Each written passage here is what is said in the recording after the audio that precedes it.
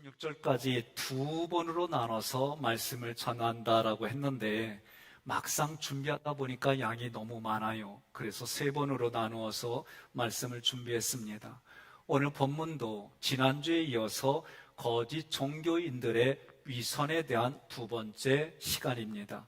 예수님은 여전히 사랑의 마음으로 거짓 종교인들에게 경고하셨어요. 내용은 다섯 번째로 23절과 24절의 내용입니다.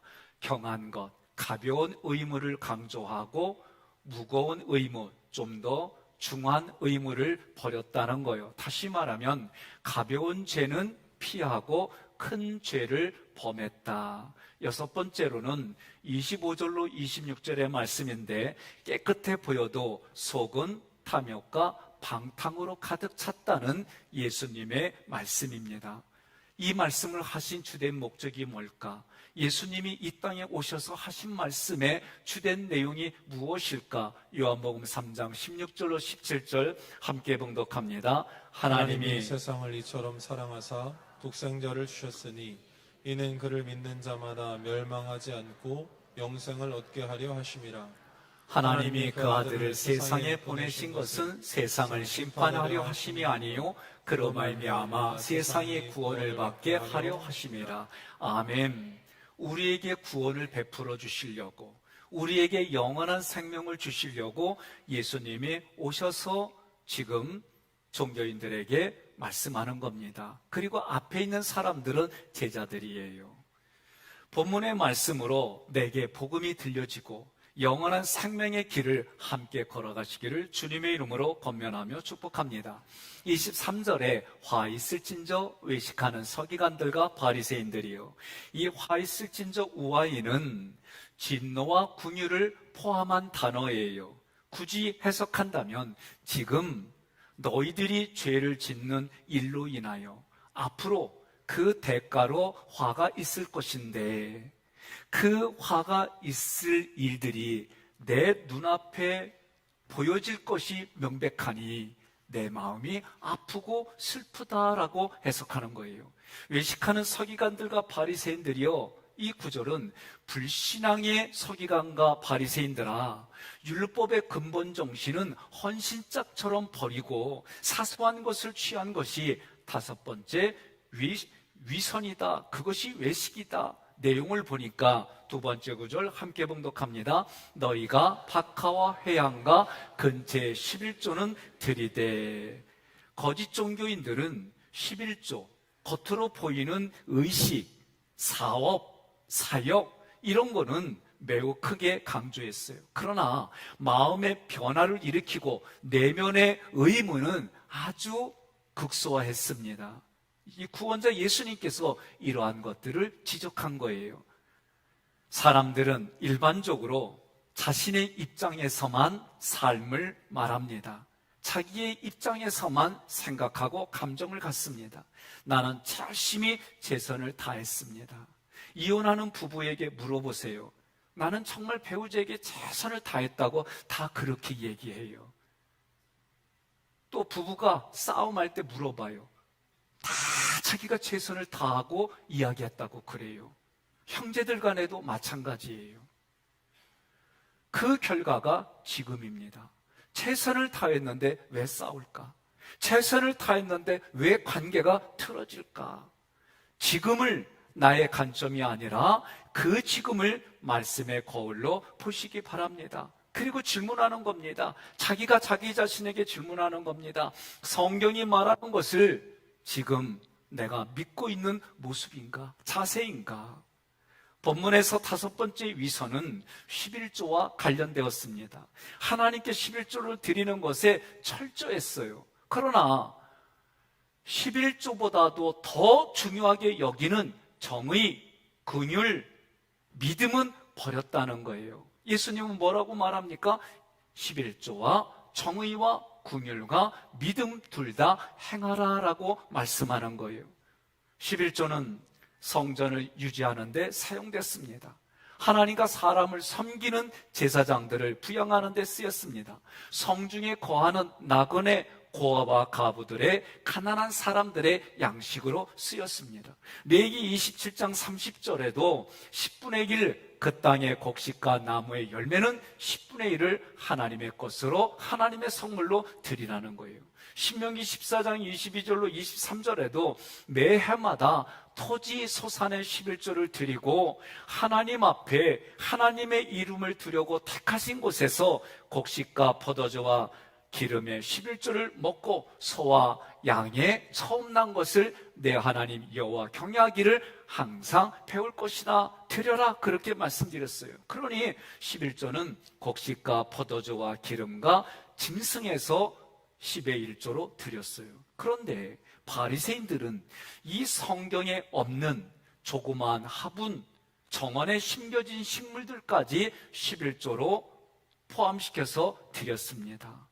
예를 든다면 옥수수를 심었으면 옥수수에 남은 거기에 옥수수에 낳은 열매를 하나하나 세 가지고 그런 식으로 했다는 거예요. 대표적으로 뭐냐? 박하와 회양과 근채예요.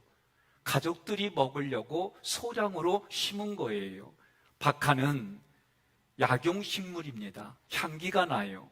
회양은 약재와 조미료로 쓰는 거예요. 미나리 깔아서 그런 향기가 나는 거예요. 그리고 근채는 매운맛을 내는 일년생 식물입니다. 조미료, 향료, 그런 재료로 쓰였어요.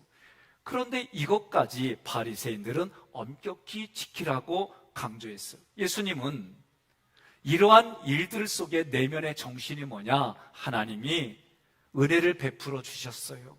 그래서 곡식과 짐승과 모든 일들이 여기까지 이루어졌어요. 그래서 하나님 감사해요. 하나님께 사랑의 고백을 드리는 거예요. 하나님께 드리는 예물이 된 거예요. 그래서 첫 열매로 하나님께 드린 것이 11조입니다. 11조는 10개 중에 내 것 중에 하나는 하나님 것, 이런 개념이 아니에요. 모든 게 하나님의 것인데 그 중에 하나를 드리면 하나님이 다 받으신 걸로 여겨주시는 거예요. 그래서 11조의 근본 정신은 하나님을 향한 나의 사랑의 고백으로 정의와 긍휼과 믿음이 포함되어 있어서 고백하는 거예요. 옆에 분에 그래요. 아멘도 작은 소리라도 아멘하면 기뻐져 그러세요. 응? 감사합니다. 거짓 종교인들은 11조를 철저하게 드리도록 음식에까지 사용하고 적용했어요. 그러나 더 중요한 것은 버렸다라고 얘기를 해요. 그것이 정의고 그것이 긍휼이고 그것이 믿음이라는 거예요. 함께 있습니다. 율법에 더 중한 바 정의와 긍휼과 믿음은 버렸도다. 아멘. 그래서 정의는 옳을 의예요. 긍휼은 얻을 인이에요. 믿음은 믿을 신입니다. 이미 구약에서 예수님은 말씀하셨어요. 스가랴 7장 9절로 10절 함께 봉독합니다. 만군의 여호와가 이같이 말하여 이르시기를 너희는 진실한 재판을 행하며 서로 인애와 긍휼을 베풀며 과부와 고아와 나그네와 궁핍한 자를 압제하지 말며 서로 해하려고 마음에 도모하지 말라 하였으나. 아멘. 이미 구약에서도 이 말씀이 전달되어졌고 오늘을 살아가는 우리에게도 말씀하시는 거예요. 11조로 예를 들어서 이 11조의 근본 정신이 뭐냐? 정의다, 긍휼이다, 믿음이다라는 거예요. 정의는 법적인 용어예요. 로마서에서 이 단어가 법적인 용어예요. 법으로 쓰여졌어요. 예수가 우리에게 그리스도로 오셔서 십자가의 보혈로 나의 죄를 사하시고 의롭게 하셨다. 그래서 나는 죄인이지만 하나님이 법적으로 의인이야 라고 선포해 주신 거예요. 그래서 하나님이 우리에게 은혜를 베풀어 줬어요. 나는 반응하는 거예요. 하나님이 여기까지 하셨습니다. 예수님의 이름으로 하나님이 여기까지 하셨습니다. 예수님이 다 하셨습니다. 예수님 때문에 살아갑니다. 예수님 때문에 이 어려운 것도 원망하지 아니하고 희망과 소망을 가지고 살아갑니다. 하나님이 나에게 사랑을 베풀어 주셨습니다. 내가 마음대로 행하는 것이 아니라 하나님이 말씀하신 정의로 내가 반응합니다. 이게 정의, 옳을 의. 그래서 하나님이 나에게 옳다라고 해주시는 칭의의 개념이에요. 두 번째 긍휼은 하나님이 나를 불쌍히 여기는 거예요. 여러분, 불쌍히 여기는 마음이 없으면 안 돼요.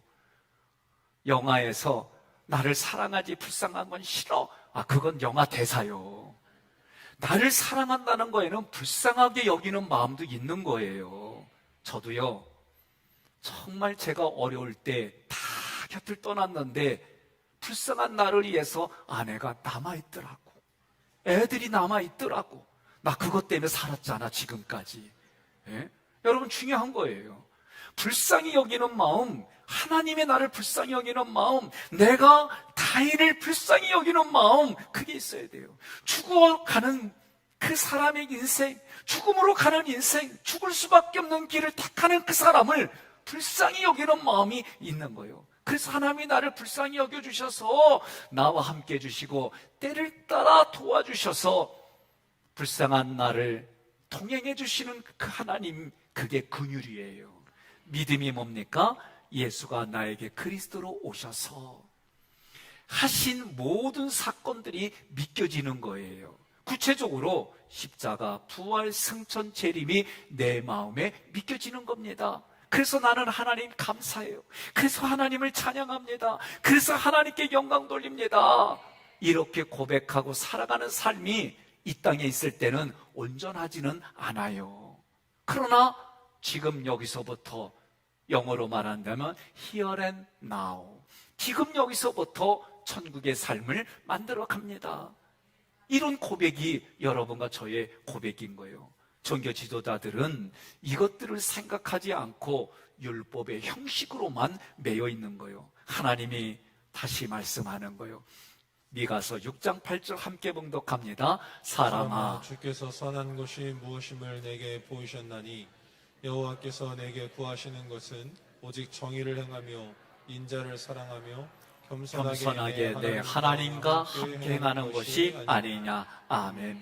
예수님은 오늘 11조로 예를 들어가고 율법의 외적인, 11조의 외적인 것, 율법의 외적인 것과 그 율법과 11조 내면에 있는 근본 정신을 다 지켜라 라고 말씀하는 거예요. 옆에 소리는 내지 말고 사랑해라 한번 그래봐요. 네? 우리 최강진 장로님은 우리 유 장로님 뒤통수에다 대고 소리는 내지 말고 그렇게 해보세요. 네? 네. 유 장로님 들리죠? 네, 들린데 이거 뻥이요. 안 들려요. 내가 눈으로 보고 귀로 듣고 손으로 만지지 않는 이상 인생은 알 길이 없어요. 그래서 영적인 분별력이 있다든지 내면의 마음을 볼 수 있는 특별한 은사가 개발되든지 그러지 아니하고서는 아무리 가까이 있어도 알 수가 없는 거예요. 그런데 성경은 그런 율법의 형식 내면에 있는 근본 정신을 가지고 하라는 거예요. 신기하게도요, 동물들은요 자연재해가 일어날 때 그렇게 민감하게 반응을 보여요. 사람들은 여기에 둔감해요. 너무나도 둔감해요. 눈으로 보고 귀로 듣고 마음으로 경험되어지기 전까지는 알 수가 없어요. 지금 예수님은 겉의 모습뿐만이 아니라 내면의 모습도 함께 하라는 거예요. 그러나 이것도 행하고 저것도 버리지 말아야 할지니라, 이 할지니라 대의는 계속해서 반드시 해야 한다라고 강조하시는 거예요. 다시 말하면 11조도 하고 그 11조 안에 있는 근본 정신, 정의, 긍휼, 믿음도 계속해서 행하라라고 말씀하는 거예요. 조금 더 풀어서 말한다면 하나님을 사랑하고 이웃을 사랑하는 일들을 행하라, 그게 11조예요. 자, 잘 들으십시오. 11조를 할 때에 많은 분들이 하나님에 대한 은혜와 사랑의 반응으로 하는 것보다는 내가 복을 받으려고, 그래서 성경의 구절에 내가 이만큼 11조 하면 나의 창고에 이만큼 더 많이 채워지는 그런 마음으로 11조를 하는 분들이 많아요. 그거는 성경에서는 조금 벗어난 자기 생각이에요. 11조는 하나님 앞에 내가 최고로 좋은 것으로 하나님께 드리는 거예요. 그만큼 내가 하나님을 사랑합니다. 그런데 여기서만 멈추면 안 돼요. 조금 전에 말씀드렸던 것처럼 11조로 제사장들이, 가난한 자와 고아 가부들이 그것이 양식이 되는 거예요. 그러니 나는 어떤 마음으로 드리느냐? 하나님 사랑해요. 그 사랑하는 마음을 가지고 이웃의 제사장과 이웃의 가난한 자들, 고아 가부들을 내가 책임지겠습니다. 이런 마음으로 드리는 것이 근본 정신이에요. 옆에 분에 그래요. 아멘이 안 나와도 작은 소리라도 아멘 하는 게 그게 인애고 긍휼이고 믿음이요, 그러세요. 응? 자, 하나님이 주신 것에 내가 그런 감사와 영광과 기쁨으로 고백하는 그런 근본 정신을 가져야 되는데 24절에 종교 지도자들은 그런 마음이 없어요. 그래서 그들을 향해 뭐라고 그러냐면 맹인된 인도자여 하루살이는 걸러내고 낙타는 삼키는도다. 이 당시에 유행하는 격언이에요. 하루살이와 낙타는 다 부정합니다. 다 부정하기 때문에 포도주에 하루살이가 빠지면 이 포도주 다 버리는 거예요. 그런데 이 사람들이 자기들이 전통으로 율법을 만들어냈어요. 어떻게? 하루살이가 빠지면 아마포 부대, 우리나라로 하면은 면, 옷감으로 말하면 면, 이렇게 생각하면 쉬워요. 아마포 부대에다 걸르는 거예요. 그래서 포도주는 마셨어요. 그러면 사는 얘기가 뭐예요? 이거는 20년 산이야. 그러니 그걸 쉽게 버릴 수 있겠어요? 이렇게 접근하면 안 돼요. 그 나라에서는 물이 석회질이 많기 때문에 이렇게 포도주를 담궈서 먹어야만 건강이 유지됐던 거예요. 또 이 말 듣고 오늘부터 포도주만 먹자, 그래도 안 돼. 그거는 근본 정신은 버리고 형식만 가져간 게 되는 거예요. 한편 낙타는 팔레스타인 지방에서, 중동에서 가장 큰 동물인데 위로 되새김질을 해요. 그러면 거룩한 동물이요. 그런데 굽이 갈라지지 않았어요. 통굽이야. 그러니 부정한 동물이에요. 그런데 이 낙타는 삼킨대요. 아니, 내 입이 얼마나 크길래, 얼마나 크길래 이거를 삼켜요? 과장된 표현입니다. 무슨 얘기입니까? 부정한 행동을 하는데 아무 거리낌 없이, 그런데 부정한 행동이 어떤 거예요? 너무나도 큰 부정한 행동을 마음의 양심의 거리낌 없이 행한다는 풍자를 띤 구절이에요. 맹인된 인도자는 하나님의 말씀을 왜곡해서 마음의 부대낌 없이 가르치는 사람들이다. 그래서 그 결과 25절 함께 봉독합니다. 화 있을진저 외식하는 서기관들과 바리새인들이여 잔과 대접의 겉은 깨끗이 하되 그 안에는 탐욕과 방탕으로 가득하게 하는도다. 아멘. 여섯 번째 위선은 뭐냐? 거짓 종교인들의 청결이에요. 저도 오늘 아침에 머리를 감고 어떤 때는 그냥 샤워도 하고 그래서 머리도 손질하고 얼굴도 좀 보고 구석구석 살펴보면서 조금 내 눈에 지저분한 거는 다 정리를 해요. 여기서 지금 잔과 그릇으로 종교인들의 내면을 표현했어요. 잔은 마신 술잔이에요.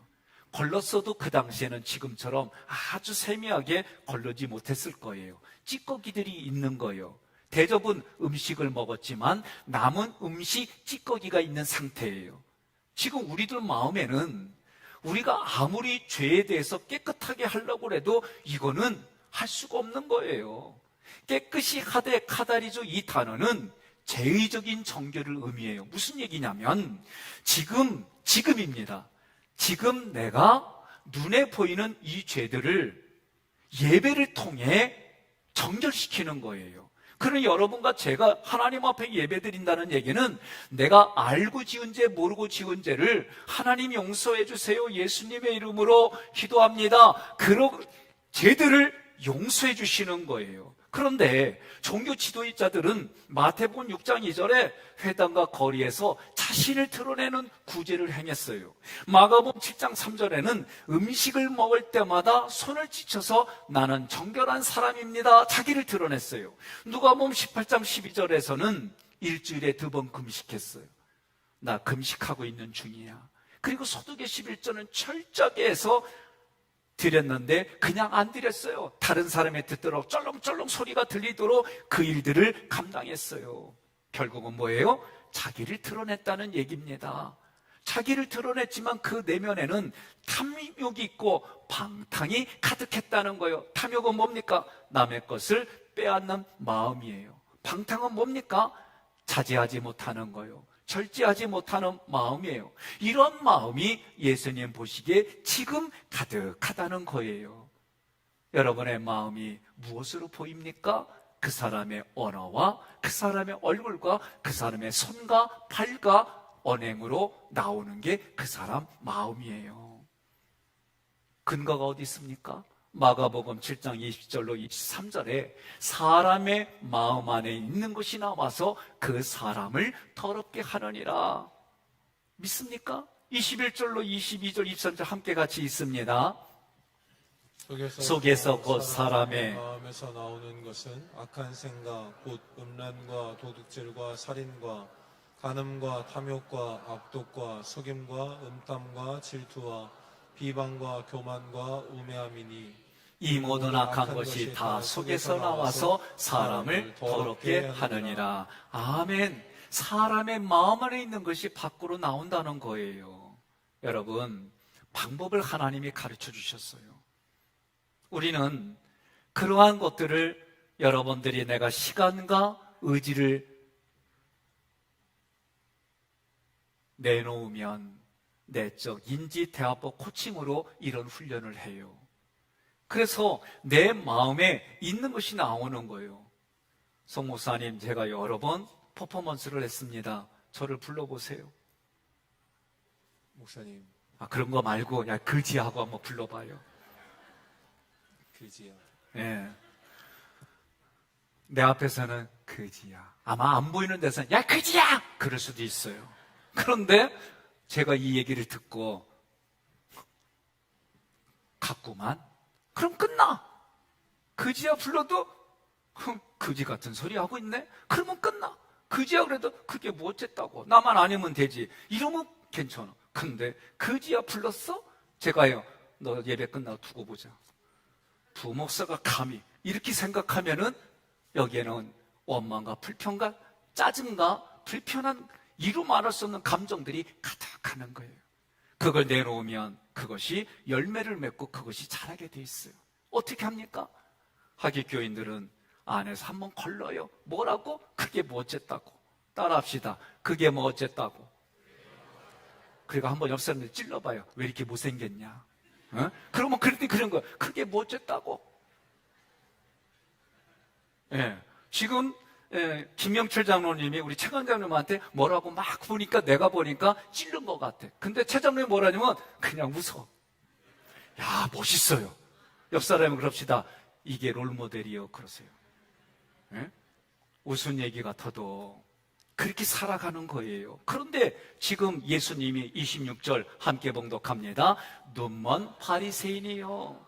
이 얘기는 영적 소경이 되어서 인도하는 바리새인들아 그 얘기입니다. 제가 그 전에 목회하던 곳에 어느 권사님이 그 당시엔 집사님이셨는데 이분이 신방을 갔더니 이분이 듣지를 못하는 줄 몰랐어요. 남편이 얘기해줘서 알았어요.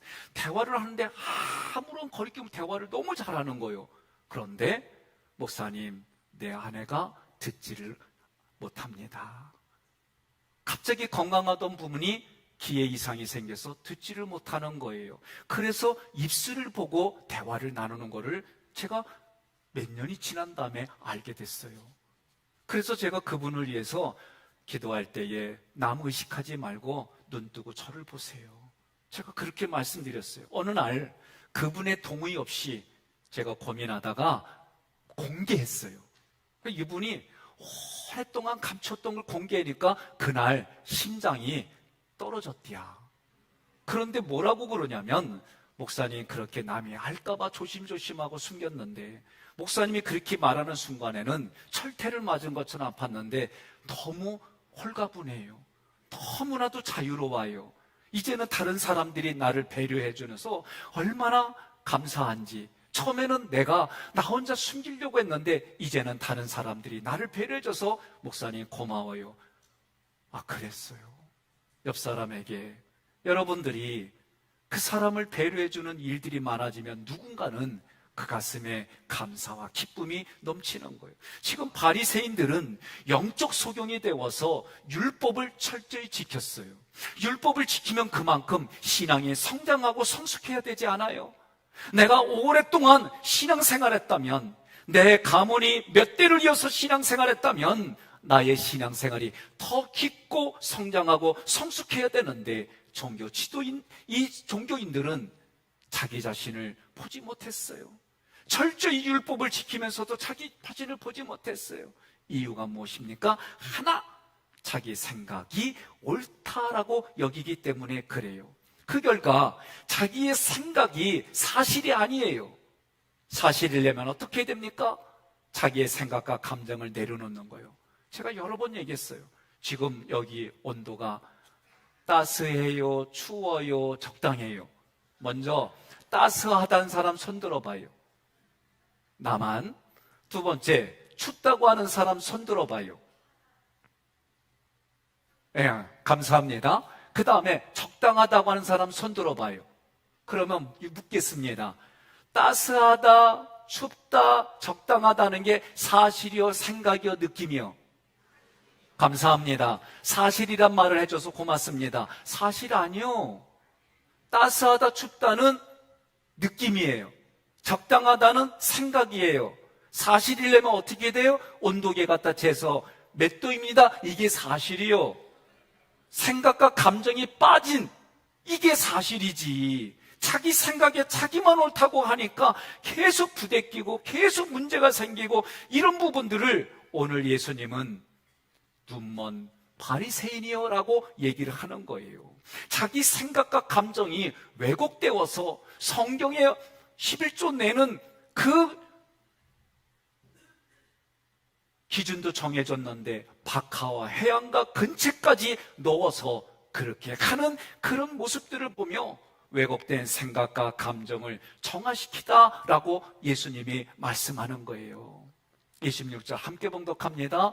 너는 먼저 안을 깨끗이 하라. 그리하면 겉도 깨끗하리라. 아멘. 먼저 첫 번째로 해야 할 것은 안을 깨끗이 하라. 잔하고 그릇의 안을 말하지만 실제로는 바리새인들의 내면을 말하는 거예요. 깨끗이 하라 카다리죠. 예수님의 명령입니다. 나의 의지를 가지고 자기 자신을 정화시키는 거예요. 그게 뭡니까? 예배예요. 여러분이 내 의지를 가지고 예배의 자리에 오는 것은 자기가 의지를 가지고 할 수 있는 거예요. 이 자리에 오면 자신을, 나를 정결하게 만드는 것은 하나님의 말씀이 선포되어져 나에게 주시는 말씀으로 들을 때에 그 말씀이 성령의 물이 되어져서 나의 생각과 감정, 왜곡된 것을 치유하는 거예요. 그러면서 우리는 방법들을, 툴들을 하나하나 이 땅에 문화와 지식과 경험을 가지고 말씀을 가까이 가는 거예요. 그래서 아까 얘기한 거예요. 그게 뭐 어쨌다고. 저도 제 자신에게 그런 게 있어요. 나보다도 정말 잘하는 목회자라는 분 보면 나는 거룩한 반감이 생겨요. 나도 열심히 해야지. 저분도 저렇게 하는데 나도 열심히 해야지. 이런 게 올라와요, 저도. 그래서 처음에 그 생각할 땐 조금 불편한 게 있어요. 그리고 저분의 장점이 뭐지? 그리고 저거를 저렇게 했을 때는 어떤 게 있지? 외부에 나가서 공부하더라도 이걸 가지고 이렇게 적용하면, 이렇게 하면 이것이 어떻게 반응해 보이지? 이런 고민들을 저도 계속해서 하고 있어요. 예배 때도 마찬가지입니다. 말씀이 나에게 주어져요. 선포되어져요. 때로는 나를 책망하는 걸 들려요. 때로는 나에게 교훈이 돼요. 때로는 나를 바르게 해요. 나를 의로 교육해줘요. 이런 부분들이 하나님 말씀에 자기 자신을 언행을 바꿔가기 시작하면 그때서 보이는 게 있어요. 내가 지금까지 수십 년 이렇게 일했는데 너는 그때 놀러 다녔잖아. 나는 열심히 해서 지금의 부와 명예와 지위를 가졌는데 너는 그때 놀았잖아. 막 이런 마음들이 하나님의 말씀이 들려질 때마다 부대끼면서 내가 아무것도 아니구나 깨달아줘요. 내가 내세울 수 있는 것들이 점점 하나님의 말씀의 거울로 보면 나는 아무것도 아닌 것이라는 것이 깨달아지고 내 속 깊은 곳에 남들이 알지 못하는 내 내면의 그릇 안에 찌꺼기와 같은 탐심과 그리고 욕망들이 보이면서 내가 죄인이구나 깨달아져요. 그리고 하나님 앞에 고백하는 거예요. 나 같은 죄인 살리신 주내 놀라와 잃었던 생명 찾아갔고. 여러분, 하나님 말씀 앞에 내가 이게 깨달아지면서 광명을 찾는 일들이 있는 거예요. 그래서 여러분과 제가 이렇게 찬양하니까 공감하고 같이 찬양하잖아요. 하나님이 나 같은 죄인을 위해서 십자가에 죽으시고 독생자 아들 예수님의 사랑 안에서 이게 깨달아지니까 회개하는 거예요. 그런데 회개하면 어떤 죄라도 용서해 주시는데 회개했는데 왜 자꾸 생각이 날까? 왜 자꾸 기억이 날까? 정상이에요. 루터가 종교개혁 당시에 업무를 보는 거예요. 밤늦게. 그랬더니 누가 찾아왔어요. 마시가 찾아왔어. 여기서 마시는 마귀요. 마귀가 이만한 보따리를 가지고 루터에게 찾아와서 씩 웃으면서 보따리를 풀러서 하나를 꺼내요. 꺼낸 거 보니까 자기가 몇 년 몇 월 며칠 죄를 지은 그 기억이에요. 그래서 루터가 씩 웃으면서 빨간 잉크에 펜을 찍어가지고 이 죄는 예수 그리스도 보혈의 피로 깨끗이 사함받았다 이렇게 했어요. 꺼내놓는 것마다 그렇게 했어요. 오늘 우리가 내 안에 자꾸 그런 기억이 떠오르더라도 분명히 회개했는데 또 오더라도 기억은 남아있는 게 정상이에요. 그럴 때마다 이미 용서받은 흔적이 내 안에 있으므로 위로받으시기를 바랍니다. 회개했습니다. 이제는 내 마음이 깨끗해졌습니다. 이제 정결한 마음이 되었습니다. 정결한 마음이 된 사람들마다 누구를 요구하느냐? 삼일째 하나님만 요구하는 거예요. 그래서 그 말씀이 내 안에 계속해서 깨달아지고 여러분들이 분별력이 생기고 그럴 때마다 나는 뭘로 대답하느냐? 예수님의 힘과 능력으로 여기까지 왔습니다. 진리로 대답하는 거예요. 은혜를 부어주신 게 감사해서 그 은혜가 내 힘과 능력이 아니라 하나님의 힘과 능력입니다. 이 고백이 진리로 대답한다. 예수 그리스도의 은혜와 능력으로 여기까지 왔습니다.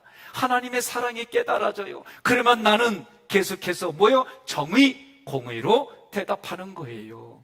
이 모습을 오늘 본문에서 얘기해 주는 거예요. 내 마음은 삼일체 하나님의 신령한 것으로 가득하니까 이것이 이제는 가득한 것이 겉으로 드러나는 거예요. 그래서 내 힘과 능력으로 때 닦듯이 그렇게 닦는 게 아니라 내 마음 안에 있는 것이 내 잔이 흘러서 넘치는 예수님의 말씀이 되는 겁니다. 그래서 예수님이 말씀하십니다. 마태복음 5장 8절에 마음이 청결한 자는 복이 있나니 그들이 하나님을 볼 것이요. 오늘날 사회는 인간의 겉을 변화시켜서 속을 바꾸려고 합니다. 때로는 환경을 바꿔줍니다. 때로는 교육을 시켜줍니다. 그러면 더 나은 사회, 더 나은 개인이 되어진다고 기대합니다. 그러나 우리 사람이 아무리 최상의 환경과 교육을 받더라도 여전히 악한 일들을 할 수 있습니다. 악한 일들이 벌써 이루어진 일들이 너무나도 많아요. 그래서 사람의 마음속을 변화시키는 것은 오직 하나님만이 하십니다.